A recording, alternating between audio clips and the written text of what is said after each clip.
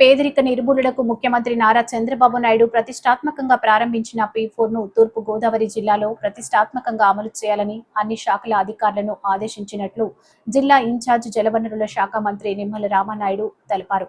ఒక్కో నియోజకవర్గంలో 6గురిని జిల్లా స్థాయిలో పర్యవేక్షణకు మరో 5గురిని నియమిస్తున్నట్లు తెలిపారు.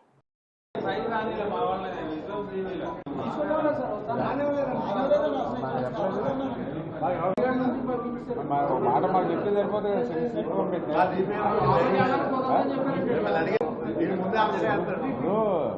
మీటింగ్ స్టార్ట్ అయ్యే ముందు విన్నాం ఒకసారి. మరి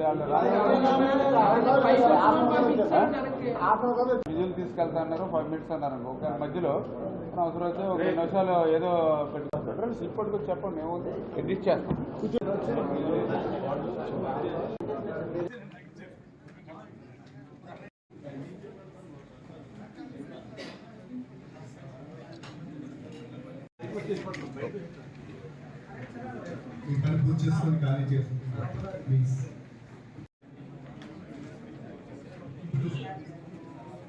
రాబోయే మాన్సూన్ సీజన్ లో మనం ఆల్మోస్ట్ 12 lakh మెట్రిక్ టన్స్ అనేది మనం స్టోర్ అదర్ డిస్ట్రిక్ట్స్ కూడా మనం హ్యాండ్ ఓవర్ చేయడం జరిగింది.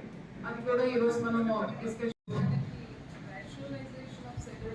చంద్రబాబు నాయుడు గారు అత్యంత ప్రతిష్టాత్మకంగా పేదరిక నిర్మూలన కోసం P4 ఏదైతే ఆయన ఇంట్రడ్యూస్ చేశారు ఈ రాష్ట్రంలో, ఆ P4ని మన ఈస్ట్ గోదావరిలో కూడా పకడ్బందీగా అమలు చేసేటువంటి విధంగా ప్రతి కాన్స్టిట్యున్సీలోనూ P4ని మరి మానిటరింగ్ చేయడానికి ఒక 5గురిని ఎంప్లాయ్మెంటు, అదేవిధంగా టెక్నికల్గా ఒకరిని, అంటే ప్రతి కాన్స్టిట్యున్సీలోనూ కూడా ఒక 6గురు ఈ యొక్క P4ని కాన్స్టిట్యున్సీ లెవెల్లో మరి వాళ్ళు కోఆర్డినేట్ చేసుకోవడానికి, అదేవిధంగా డిస్టిక్లో కూడా ఏదైతే 7 నియోజకవర్గాల్లో జరిగేటువంటి P4ని అబ్జర్వ్ చేయడానికి డిస్టిక్ లెవెల్లో కూడా ఒక 5 మెంబర్స్ని మనం అపాయింట్మెంట్స్ ఇచ్చి ఆ P4ని పకడ్బందీగా ఈ యొక్క జిల్లాలో అమలు చేసేటువంటి విధంగా, అదేవిధంగా ఏదైతే గ్రామాల్లో కూడా బంగారు కుటుంబాలు, అంటే ఏదైతే ఆ గ్రామంలో ఉన్నటువంటి బిలో పావర్టీ లైన్ ఎవరైతే ఉన్నారో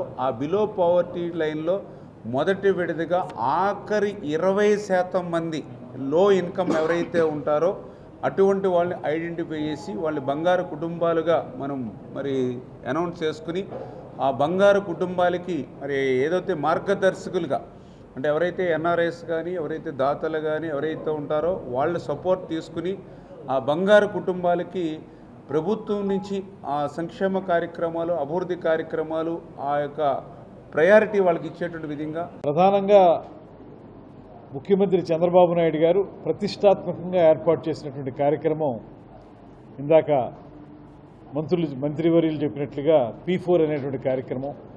దానికి సంబంధించి ప్రతి నియోజకవర్గానికి ఒక యాక్షన్ ప్లాన్ తయారు చేసుకోవాలని, ఇప్పటి వరకు ఆ రకమైనటువంటి కార్యక్రమాన్ని ఎవరూ చేపట్టలేదు. ఇప్పుడు ప్రతి